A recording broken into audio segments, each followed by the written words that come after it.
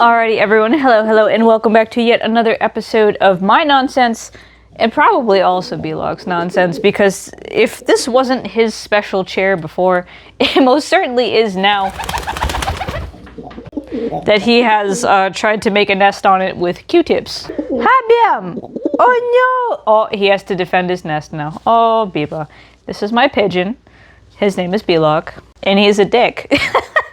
So we're just gonna gently wrestle him and let him think he's winning the whole time. But in the meantime, we have something very special to talk about today because, you know, a lot of people over the years have tried to convince me of turning away from my nefarious practices for a very long time with a myriad of different ways. Y'all may have noticed that, you know, I've done some goofy book reviews on certain Christian books, like Jennifer LeClaire's Prophetic Witchcraft or whatever the hell, and John Ramirez's out of the whatever the something about a cauldron, I forget at this point. And those have not convinced me. Neither has looking at folks like Craft of Christ, neither has any of that stuff. None of this has ever convinced me to turn away from this entire situation. Ow, beep.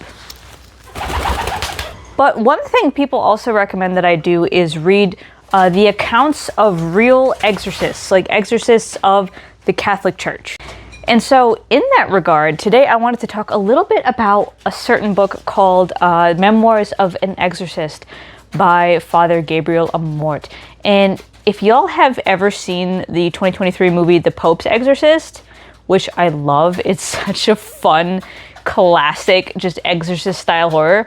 The main character of that film is Gabriele Amort. Like, the story is about Amort's experiences that he has talked about in books like Memoirs of an Exorcist. So I believe Russell Crowe plays Father Amort in that, and it is very, very fun. It is such good, just really well done exorcist style horror. I loved it. I've seen it several times. I just think it's so much fun. But that being said, you know, I figured I have been staring at this book in my library for a hot minute, my digital library, of course, and I just decided, you know what, fuck it, we're gonna read some of it, we're gonna see what it's about, we're gonna see if maybe this has anything interesting in it, and boy golly, does it. But before we get into all that, again, hello, my name is Sarah Restoration. I am a Christian witch content creator, writer, educator, very specifically a writer of these two books right here, Discovering and Discerning Christian Witchcraft, which, if you're looking at the phrase Christian witch and saying, how on earth is that possible? Don't worry about it. That's exactly what these books are about. So you can either grab these books or you can just hang around in my channel, like, subscribe, ring the bell, because we post all kinds of free content on this here every single Friday as well. And if you would like to get these videos 2 weeks early and ad-free, and also kick some more support my way, first of all, much love to you. And second of all, you can do that by heading over to my Patreon, where I post all of these and a whole lot more every single week. If you hear the desperate steps and scrabbles, that is just B-Log, who is now panicking because I am sitting on his special chair. So I will be transparent with you, and I will say that I have not read the entire book because I once again overbooked myself. But that's okay, because honestly, you kind of don't need to like read this whole book in order to get a good gist of it. And so right off the bat, the way this book works is that it is interview style, which is really fun, especially because I just got done with like Interview with the Vampire Lestat, and Queen of the Damned like this year.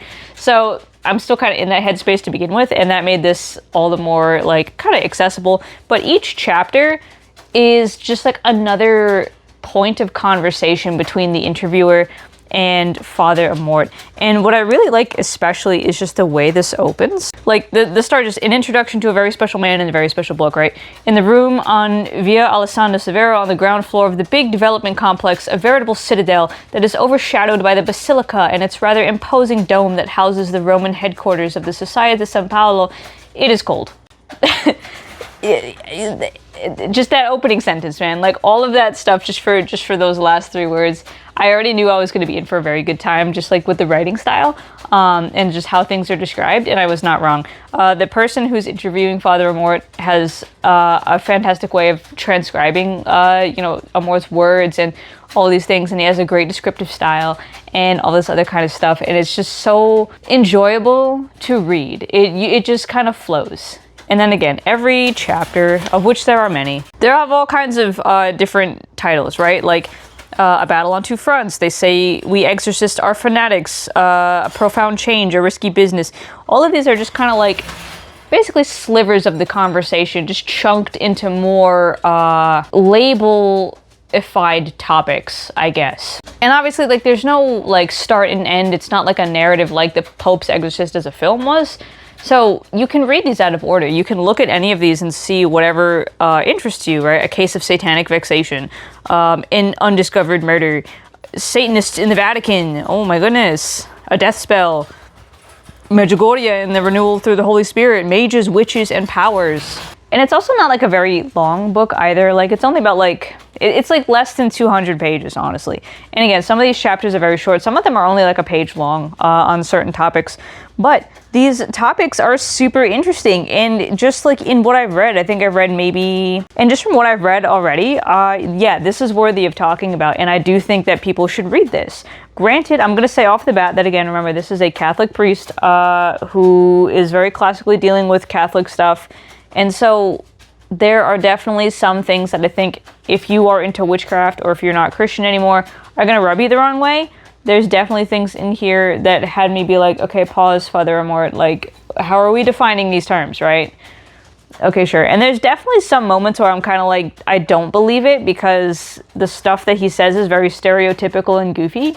Like, a lot of these demonic possession incidents happen because of complete nonsense, like the Black Mass, which, if y'all don't know, the Black Mass is something that especially features in like the Satanic Panic, where people were saying that there were these Satanists, these cultists who were going out and doing basically like a desecration or an inversion of a typical Christian Mass, desecrating the Eucharist and like all these other kinds of things and doing these like animal sacrifices and like any stereotypical Hollywood Satanist bullshit you can think of.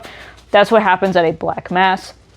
So sometimes Father Amort will mention like, oh, this demon got here because someone was, doing a Black Mass and they sent this spirit out and it's like, okay, sure. Another lady apparently got possessed because, or rather stuck with a damned soul, which we'll get more about this in a second, but got stuck with somebody's soul just riding around with her because someone, apparently the custodian of a cemetery, like just kind of abused the cadaver of this man and used it in part of a ritual to send this person's spirit after the lady who Father Amort had to like bless and purify. And it's just, there were things like that in the whole book that had me like, yeah, that sounds kind of silly to me. This sounds kind of goofy. And therefore it's really no like surprise to me how someone could look at a memoir like this and all of the stuff in it, because there's some crazy stuff in here, and not immediately go make some awesome baller like Exorcist style horror. Like, the fact that the Pope's Exorcist exists as a film now surprises me negative 10%, because the stuff in here is a fucking horror writer's dream of just gold mine of inspiration and content. So the book is really cool. Father Amort, I believe he's passed now. I definitely don't think he's still alive. I think he was old when this book was written. So, right? It's just so interesting. And above all, as a Christian witch, and also as a fantasy writer who really enjoys incorporating real-world magic into my current project, This Is My Blood, which is a kind of vampire witch romance, the witch being a Polish-American folk Catholic / occultist. This kind of stuff is the stuff of dreams. Like, this is the stuff that has to be like, wait a minute, that's good theory right there. Wait a minute, that's, ooh, interesting tactic, interesting move. And I guess we should start there, which is with the cool fucking wizard strats. But basically, right, so Father Amort, he gives a lot of testimonies of specific instances that he had to go and do exorcisms. And we get a lot of interesting definitions and terminology in here that are really important to me. So a possession versus a vexation versus an infestation. So a possession is the thing people usually think about when they think about demons, right? It's when the demon is like actively in your body or like hiding somewhere in your head or whatever and is able to take over and like pilot your body. That's a possession. A vexation is when you're basically just getting trolled by spirits or demons, when they're like, you know, moving things around, or when they're like throwing things at you, or, you know, causing grief or messing with technology or just being annoying, right? They're vexing you. That is a vexation. And then an infestation is just when the spirits are just around, when they are there and trying to influence people. So some examples in here have been like, in the case of a small child, a very small child was kind of like, you know, acting on the advice of some of these spirits. So the priest, Amort, and others were there to try and get rid of it, doing their prayers, doing their blessings. And the kid was running around and causing havoc. But the kid themselves was not possessed. And the kid themselves was not being harmed. They were not like, you know, having stuff thrown at them or having any injuries show up. They were not being vexed. They were not being possessed, but they were still heeding, you know, the kind of nudges and pushes of the spirit. And at some point, you know, when all of it works, the kid just stops, you know, being a pain in the ass, stops running around the room and causing chaos and trying to distract the prayers and says, oh, the evil thing jumped out the window, so it's gone, right? So that suggests that the spirit's just there. It's there. It's not possessing anyone. It's not necessarily hurting anyone. It's just there being annoying, and it could get worse from there.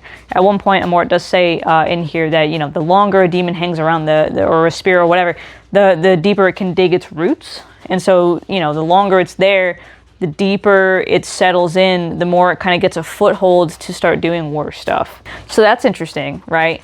And some of the wizard stuff that Amort does to deal with these things, right? Of course, they do their prayers and they do the rites of exorcism, right? Like they do certain exorcism rites or prayers or whatever. It's a lot of praying. It's a lot of just chilling. It's a lot of whatever. But there are interesting things, like when he mentions provocation. And this is important because provocation sounds bad on the surface, but it doesn't look like just trying to bully someone who is demon possessed. It looks like a lot of different things. For example, he mentions one thing that had me like, whoa, crazy strat, but carrying around a piece of consecrated Eucharist without telling the possessed person that you have it and seeing how they react, or offering them 2 glasses of water, one that is holy water and one that's regular water, and asking them to choose one, or, you know, trying to maybe trick them into drinking the holy water one without telling them which is which, and just seeing how they react. That's a kind of provocation, because the person themselves will not know and will not necessarily care, but the demon apparently will know and will care and will tell you, which is interesting. But, you know, there's a lot of that kind of stuff, right? The prayers, the rites, holding entire masses in the homes, doing the entire mass service, consecrating the Eucharist and everything, like in a home of the possessed family or what people or whatever, all that kind of stuff, like the rosary, just like, you know, holy water, holy salt, putting up cups of salt around and seeing if any get disturbed and how and why. Like, it's very cool. It's super, super cool. And I was telling my fiance, who is an atheist, right? I was like, this is awesome, and I know you don't believe this stuff, but I not only think it's really fun, I want to believe it, because it makes our world so much more interesting if this stuff is real, and if this stuff has actually happened the way Father Amort says it has. That is so exciting. That is so much fun.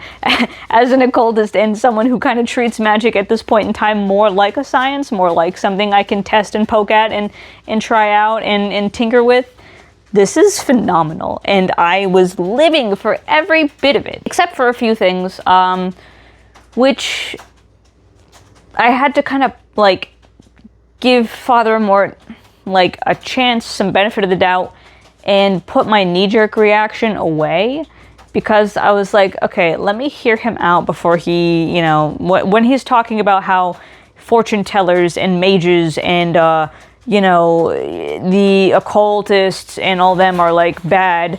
I was like, let me hear him out and let me see what he's actually saying about these things, because my first questions was like, okay, what if it's not from demons though? Like, what if these powers aren't demonic? Well, he addresses that. He does address that in the sections about powers. And in fact, he says something so interesting. So when it comes to mages, witches, and powers, so the interviewer asked, returning to the subject of mages, you told me that 98% of them are charlatans. What can you say about the remaining 2% of magicians, of magic workers? And so Amort says, they're possessed or in league with the devil. When one is in league with the devil, possession isn't necessary. They already belong to him. I read that and I say, what? That's not fair. How can you say that, right? But I say, let me see where he's going with this. Okay. He says, now the devil has extremely great powers. He can even heal. Whatever goods they ask of him, he gives: success, money, pleasure. So a very decadent life, all the most illicit pleasures, all of them. The mages bound to demonic power also have certain powers with which they bind themselves to people and drag them to Satan. And that, if you're a godly person, he says, if one lives in the grace of God and leads a life of prayer, it's very difficult for a curse of like any of these magicians to take hold. But the thing about it is, right, is these mages that he's talking about, right, he says that, and then later in other things he's talking about talismans in the wall, about how like a child's like aunts gave them some weird stuff that was causing problems. And I'm like, okay, what are we talking about with all this, right? And black masses and all these other things. And the risk of cards, like tarot cards. And like, I've come to understand that he's not necessarily talking about anyone who does spiritual stuff, especially in the section on the risks of cards. I started piecing together what he's actually talking about, because he does seem to kind of hold this idea that like the occult and mages are a very specific thing, and more like the kind of specific thing that the Bible talks about, which is, right, deceivers, liars, people who are actively out to harm you in exchange for whatever they're being offered from these resident spirits, that all those illicit pleasures, right? So they're not doing this stuff just for fun, because I found myself thinking like, well, why would anyone be compelled to do some of the things Amort's describing? These servants of the devil or whatever, these actual physical witches and people and whatever, what would inspire them to harass people just for the sake of it? Well, okay, a lot of things, right? Jealousy, hatred, but also, maybe contracts with whatever that they're getting whatever for. And that reminds me of actually an Italian folk magic prayer, where one does kind of do some black mass type stuff, where they take the Eucharist from church, they hide it under their tongue and they bring it out, and they do some spell with it. And like one of the lines that people would say, or that was in some of these folk prayers or folk stories, was that the witch in question, she'd say, God, you're good, but the devil's better, as in like the devil can get her better stuff. Very fucking interesting. So that seems to be the kind of sentiment we're working off here. I don't think Father Amort's talking about just like any old like person now who's doing witchcraft. And in fact, like he kind of talks about it, where he's like, spiritual gifts and spiritual powers and stuff, they come from either God or the devil, or a secret third thing, our own human nature. And the risks of cards section was especially fascinating to me, because, right, this person says, so besides mages and cults, one must be careful of fortune tellers. Yes, because there are many of them that are in league with Satan through a pact of friendship with Satan. They don't have a demon, but they're in league, and they predict through them. That is, we could say they work through him. People go to him and they benefit from it, so they continue to go. And the people who go end up touched by Satan, which is the first place distances them completely from God. Satan is not interested in possessing people. What he wants is to remove them from God and make them fall into sin, because he wants to bring people to hell, while God, on the other hand, wants to bring them to heaven. By tying yourself to a fortune teller and abandoning prayer, you begin to fall from grace that leaves you in the hands of the malign. So, right, fortune telling is the most common form of superstition, yet difficult to find it spoken of directly. And so, especially with some common playing cards were used and are still used, or special cards, but by far the most prevalent kind are tarot. Their purpose is to see the future or occult things. That's where the danger arises. So again, as someone who reads tarot, no, tarot's not really great for telling the future. You're not going to be like, hey, you're going to get hit by a bus on Tuesday afternoon. Like, that's not what tarot cards do. Tarot cards are introspective tools. They are basically like a God phone. They help you to more easily grasp and interpret the messages you're getting from some spirit, be it God, be it a demon, be it whatever you want. And that is where I started agreeing with Father Amort in the rest of this, because he says people attribute to these means a power indicative of reality or events without taking into account that these are powers the cards don't have. Even if you don't invoke the devil explicitly or implicitly, and even if you don't use trinkets or the magical variety, like colored candles placed in certain positions, herbs, a plate of water with a bit of oil, the fact remains that you're attributing to an object a power it doesn't have, to know things only God knows, and this constitutes a grave moral fault, a sign of a rebellion against God. Right? The desertion of faith in favor of a psychological dependence on the reading of cards by some fortune teller. And so this is where, right, I stopped being like, Father Amort, like, what are your definitions for things? Father Amort, like, what are you talking about? Like, Father Amort, it's not necessarily this way. It was after reading this that I stopped kind of like, hassling him in my head, and instead I was like, wait, oh, but we are on the same wavelength. No, but Father Amort, you and I do agree. You and I do understand each other, because that is something I agree with 110%. When it comes to people saying like, oh, this stuff is demonic, you shouldn't do it. No. Tarot cards themselves are pictures on cardstock. They cannot hurt you. They cannot do anything. It is a piece of paper. Nothing is going to happen to you by having any of these cards in your house, okay? Like, it's artwork, it's a picture. What it is, though, when you begin to speak to spirits of any kind, is a language. Right? I just pulled out Ace of Wands. I know what Ace of Wands means. This is a symbol for something the same way that like an orange could be a symbol for something, or a dove could be a symbol for something. This means something. If I am asking some random spirit something and it pulls this card, that means something. This is the same meaning as a word. It's like any pictographic writing system, like Chinese or Egyptian hieroglyphics. This has its own meaning, and when you put it in a string of other cards, it makes a sentence out of these disparate images. So, like, great, you know what I mean? These themselves can't do anything. They have no power, they're just pictures. They're just a language, right? And so when Father Amort is saying this kind of stuff, when Father Amort is like, yeah, the problem isn't the cards per se, the problem is, like, the ways you're using it. Yes, I agree wholeheartedly. That's what I have been saying this whole time. So people saying, read Exorcist testimonies, it'll change your mind. No! Father Amort and I agree completely already on these things. And more interestingly, again, right? Your powers, your intuition, your spiritual senses, they don't come from just God or the devil. They also come from your own human nature. He says that in here. He actually says that before, Adam and Eve got booted from the garden, we were more spiritually attuned and we had better senses. And Father Amort is talking about people with, like, that supernatural sense who can, like, with intuition guess what someone's going through, like, with spiritual stuff, who can kind of see things or sense things. Father Amort acknowledges and validates that these powers exist. And more than that they're not necessarily demonic. This is another point where he makes, like, distinctions and definitions, where he says anyone who has this sixth sense, this intuition, and is using it in a holy way, or has it come from a holy source like God, he calls that charismatics, or charisma in general. And there is a whole branch of, Christians that would call themselves the charismatic Christians who do this kind of stuff. He calls that charismatics.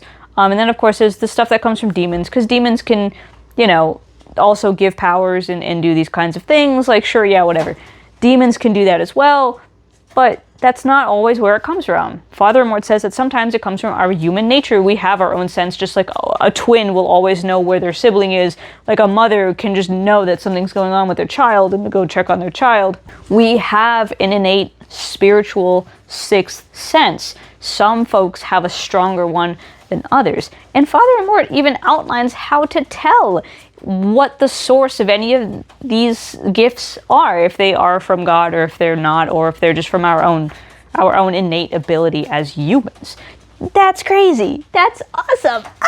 Like, it's so good. It's so good. So the role of sensitivities, right? So he was talking about, like, this one seer that he has and all these other things. And he's saying, similar cases regarding seers and apparitions can be of use to us in deciding whether such gifts originate from God. In the judgment of apparitions, it's helpful to ask the seer how he puts himself in contact with Jesus or the Madonna first, during, and after the apparition. The purpose of this is ascertaining whether the seer becomes more aware of the necessity for heightened worship of Jesus. Veneration is humility in action. It's something that cannot come from Satan nor from ourselves. But even if the seer doesn't improve in veneration of Jesus, this doesn't mean that the apparitions or gifts necessarily originate from Satan.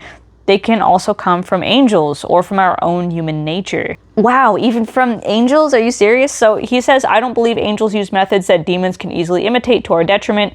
Right? So that means these gifts like, knowing how to use a pendulum or oil come from either demons or from our own human nature. We humans possess a rich nature that cannot be explained, right? So I disagree with Father Amort here. I do think angels can use things like cards and will if it's the method that you know and can interpret properly. However, I don't entirely disagree with him because in my experience with angels, with Jesus, they really do just kind of throw a card down for the sake of like humoring you and then just beam shit directly into your brain in a way that melts your brain into fucking soup. That's my experience with angels. Angels are like, yeah, great, here's your Ace of Wands. Anyway, gnosis, and you're just left to like, fry mentally for a little bit. It's a lot. Yeah, demons tend to not do that. Demons tend to like be a little bit more like, how do I even explain? A little bit more, measured with it, I guess. Will kind of give you more comfortable experience if you've passed their tests. Angels, no. Angels are like, the test is whether or not you accept this message and are sentient and sane at the end. But yeah, so basically he was talking about, seers and stuff, because some seers, some charismatics even, they can accurately gauge like what's going on. They can basically provide a second check for an exorcist that yes, this is a spirit that's doing X, Y, and Z. I can sense them, I can see them, I can whatever.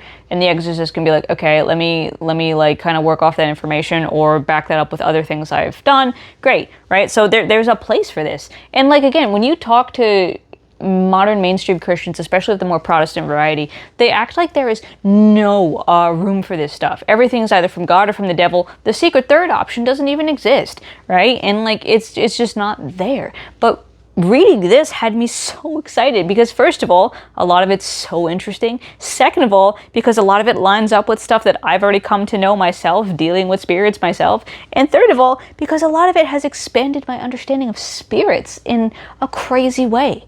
Because at some point, Father Amort starts talking about human spirits. He starts talking about, there are some things that aren't demons. There are some things that aren't the devil. There are some things that are people. There are damned souls and there are just lost souls. Damned souls seem to be ones that still, for whatever fucking reason, are running around doing demons' bidding or whatever it is that they want to do. They're helping vex people and possess people. They're helping to, do all these terrible things and harass people at the behest of demons. And Father Amort will talk about how demons have a hierarchy, that a lesser demon is never going to go against a higher demon. And that was interesting to me because I was like, Father Amort, have you been reading like Pseudomonarchia Demonium? Have you been reading like the Ars Goetia? Like, how do you know this? Just by talking to them? Interesting, right? That hierarchy, I remember in my very first time working with demons ever, talking to Lucifer, any of it, that hierarchy came up. And Lucifer's like, it's very strict hierarchy. We follow this to the letter. And I had Archangel Michael there at the same time, and he was just like, yeah, right, fucking bureaucracy, yeah, great, right? So it was very interesting, and interesting how these things kind of intersect, how I, in my own experiences, I've independently come to these conclusions that he, in his experiences, come to. Very interesting. But nonetheless, there are human spirits. Ghosts exist. And he says that sometimes, it's a demon masquerading as a spirit. But if you ask any of the people online who are into this more like mainstream Protestant type of Christianity and who aren't very well versed in theology, they will say that every spirit is actually just a demon, even though folks like St. Thomas Aquinas have in fact written that no, God can let spirits visit you to tell you things from time to time. So they'll say like, oh no, every spirit is actually a demon. And Father Amort says, no, in my experience, there are spirits that are damned, as in like they are, you know, actively working with demons to torment people, or they are just lost. And he tells a story of one spirit who, you know, had been shoved into this other lady by some person just doing some weird ritual with his dead body. And he didn't want to be there, the spirit. The spirit didn't want to be with this lady. The spirit didn't want to harass this lady. And Father Amort talks about how he would, you know, talk to the spirit through the lady. And he'd be like, where are you? Are you in hell? And the spirit would freak out and be like, no, I'm not in hell. I don't want to go to hell. I don't want anything to do with the demons. I'm scared. Help me.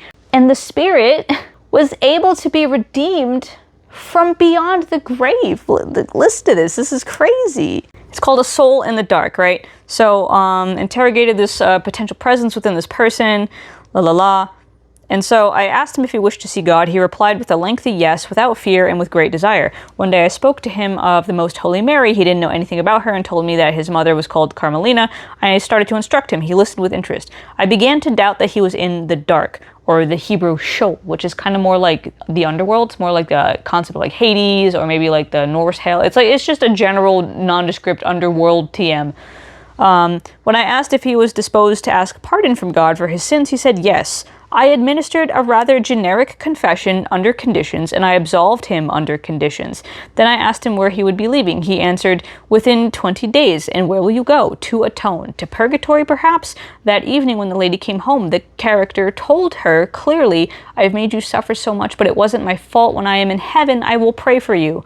This case poses gross theological problems, but even St. Francis, as tradition says, revived a woman who had died in mortal sin, confessed her, and when she then fell asleep again in peace. Yo! So this whole concept, that's crazy. The whole concept of like helping spirits move on and go to the light, according to Father Amort, it has some purchase. It has some validity, right? And the idea that, like he said, when you're dealing with these spirits, sometimes you have to adapt. It's not just a prayer of exorcism. Sometimes you have to do the rites of the deceased to, you know, properly put a soul to peace. Sometimes you have to do confession like that to help a soul like move on and get unstuck from like wherever they are. You know, sometimes they're not in hell. They're just in someplace dark and they can't really find their way out. So he says, you know, souls, they go to heaven, they go to purgatory, and sometimes they're stuck here.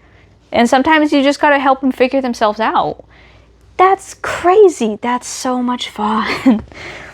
So yeah, when people say, hey, read the accounts of Exorcist, and they think that's going to knock me off my stuff, all this does is excite me so deeply because it lines up with a lot of things I've already thought. It lines up with a lot of ideas I've already had. And you just... Again, sometimes I look at Father Amort and I'm like, I bullshit. I don't believe people are doing some black mass nonsense and like whatever. And he's talking about how the demons will give him names. And I'm like, bullshit. The demons themselves at this point are LARPing. For the most part, this stuff is so fascinating and it's so much fun and it's really, really cool. And I do think that if you are interested in this, you definitely should get this book and read it because it's like a piecemeal thing. You don't have to read it all at once. You don't have to read it front to back. You can just look at these titles and decide, right? Demons can cause disasters, diverse powers and abilities, throwing up glass and nails, killing curses, a mother-in-law occultist, like, oh man, all these crazy things. Father Amort's working off his experience and his theological understanding, and even he acknowledges that saints are a product of their time and that they're going to think the way that people at the time think. So I think Father Amort too is a product of his time and that he has the definitions he has based on his own lived experience and his own theological paradigm. Whatever. I'm not really here to like argue with the dead man. I'm not going to lie. The thing is with this, it's just interesting to hold it up to what I've seen and what I've experienced and what I know, and to know that like, right, this is obviously he's really good at what he does and he's got his own authority. He's not the be-all end-all of this stuff, but it's nice to understand and see where our experiences overlap, and also to get some interesting tips from him, like, you know, how to provoke spirits, how to know where your powers are coming from, all these kinds of interesting things. So, I mean, again, I haven't read all of it, and I really, really want to read all of it. It's not very long, and they're pretty easy parts to get through. If you focus, it might take you maybe a couple days to read the whole thing, but it's just so cool. It's so cool. It's so much fun just to think about like that idea. I mean, granted, some of the stories are pretty grisly and pretty gnarly, and I'm sure they were not fun for anyone going through them at the time. But oh my God, how cool. How cool. Just the whole thing, it's like reading a superhero story. I don't know, I love Exorcist stuff. I love Exorcist stuff, all that kind of stuff. And above all, the thing that makes me really appreciate this the most is the fact that several times, especially towards the beginning, he'll say, hey, when you have exorcisms, as a rule, you have to rule out everything else first. He says, I don't want people coming to me about exorcisms until they have a diagnosis from a doctor. He says, I don't want people to come to me for an exorcism until they've gone to the doctor, to the psychologist, or whatever. And he says that just as psychologists have faith in the work that they do, that exorcists should have faith in psychologists, that they should work together and not think of themselves as two opposing ends of a system here that are separate, but instead be like, hey, do you have a problem with someone that you can't figure out? Maybe I can help. Hey, I have a problem that I don't think is something I can help with. I'm going to send them to you. Like working together to figure out, like, is this a physical illness? Is this a mental illness? Is this a legitimate possession? That is why the Catholic Church remains like the church to go to if you need an exorcism, even though he says that a lot of people don't believe in this stuff anymore, that is all kind of faded into superstition. He has championed the work of exorcists and also said that, yes, there is absolutely a place and room for exorcists and medical professionals to work together, because a lot of these cases that come to him, really all of them, they're ones that doctors couldn't figure out, psychologists couldn't figure out, that all scans and tests and everything came up normal, and yet these people were suffering. That's when they come to the exorcist. That's when they say, okay, this must be something spiritual. I love this kind of stuff. So I definitely have to finish reading this. I definitely suggest you all read it as well. And again, have some grace with Father Amort. Give him the benefit of the doubt. Don't be too hard on him when he says stuff about occultists and, the demonic and la la la. Like, I can see where he's coming from. I can see specifically what he's talking about. And ironically, listening, or rather reading this, made me more confident, again, in what I'm doing, because I don't think he would classify what I do, or at least for the most part, as anything that these occultists he's talking about do, which is interesting, which is funny. And this is where I'm going to make the point that I make in Discovering and Discerning Christian Witchcraft, which is that it is the way we define things that starts the problems. It is our preconceived notion of what certain words mean that gets us all into trouble and gets us all out of sorts. Because every time I listen to these people and I kind of like decode what they mean, I realize, oh, we actually agree way more than we disagree. Like way more. I'm sure he'd have a problem with me playing with the demons that I play with, but at the same time, no. I've got interesting experiences with them that would shock both occultists and Christians alike. So who knows? All I know is that this is my overview of this so far, and I've read enough to know that this is pretty much how the whole book goes. I don't doubt there's going to be more interesting stuff in here that is very cool and very fun and interesting to just figure into my own worldview spiritually. Exorcist testimonies from like real Catholic priests, that is the creme de la creme. That's the cool shit. And it has to be from cool exorcists. Like, really old, scrungly, has been doing this for decades type exorcists. Because, oh my God, it's very cool. So definitely check that book out if you haven't already. It's so cool. It's just a fascinating overview of this kind of stuff. And surely I will be back to talk about more things related to it as we go on. And especially as I finally step into the headspace to do my second writing project of the year, which is going to be an overview of my experience and explanation of The Cliff Off. More on that later. Until then, I will see you all next time, my friends, for some more good chats, and I hope you have a fantastic rest of your week.